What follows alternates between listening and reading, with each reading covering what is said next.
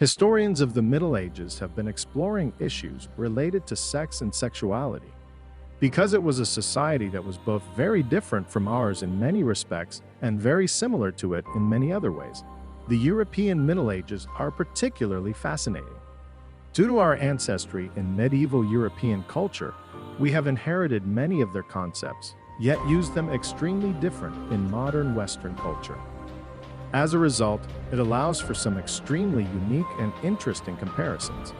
Any influence, if any, can be seen if you compare, for instance, modern America with ancient China, whereas influence from medieval Europe is very direct and we see ideas still being turned around. Here are some sad pieces of research we have covered about sex in the Middle Ages. There are a lot of different sources on sex in the Middle Ages. One of the most interesting type of sources is the records of church courts.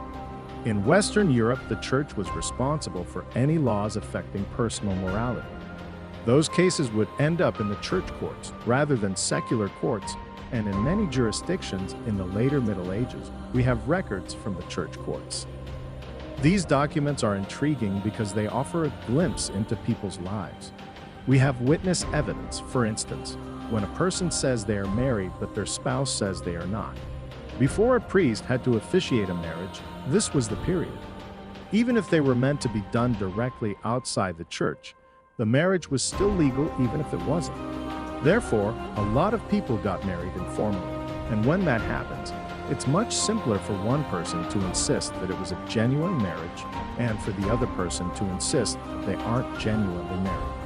So people give their testimony, and they talk about what words the couple said to each other, who was there, and when they went to bed afterward, where were they? During the holidays when the brothels may remain open Christmas, Easter, Pentecost, and Assumption, no sex was permitted between married. The missionary role was the only one that was regarded acceptable up to the 12th century, since it was believed that deviant attitudes incite God's wrath. Later, tolerance began to grow, but the so-called erotic horse posture, where the woman is above, remained unacceptable. Theologians denounced it, and some medical professionals even thought it to be harmful. As a lesser evil, prostitution was condoned. It was better for men to encounter a prostitute than to defile their wives or, worse, to achieve fulfillment on their own. For this reason, brothels were open all year long, except on Good Friday, and were also frequented by priests, who accounted for 20% of regulars in the 15th century. Numerous contraceptive methods existed, but they were frequently useless. These methods ranged from amulets to genuflections, lettuce decoctions to ice-cold water injections to cool the seed. It was often advised that couples limit their sexual activity to 2 times a week, since too many orgasms shorten life, empty the body, reduce the brain, and destroy the eyes.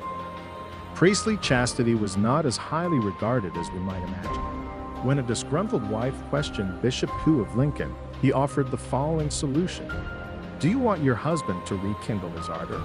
He will be made a priest by me.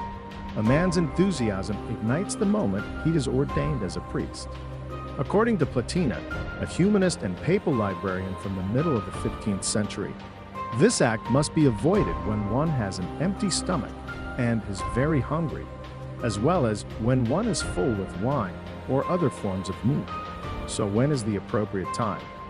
The best moment to do this is when you don't want to sleep or do anything else when the food is almost completely digested. As a matter of fact, all acts of pleasure that do not aim at procreation, from oral sex to masturbation, were called sodomy sins. Homosexuality began to be violently condemned only from the 12th century. For St. Thomas and his followers, the sin of sodomy was almost as serious as cannibalism. In spite of everything, sex was considered a natural act, a gift of creation. According to the 12th century philosopher Roland de Conches, only hypocrites do not take it into account. What do you think of our video? Let us know your thoughts in the comments below. If you enjoyed this video and would like to hear more from us, please subscribe to our channel and turn on notifications before you go. Thanks for watching.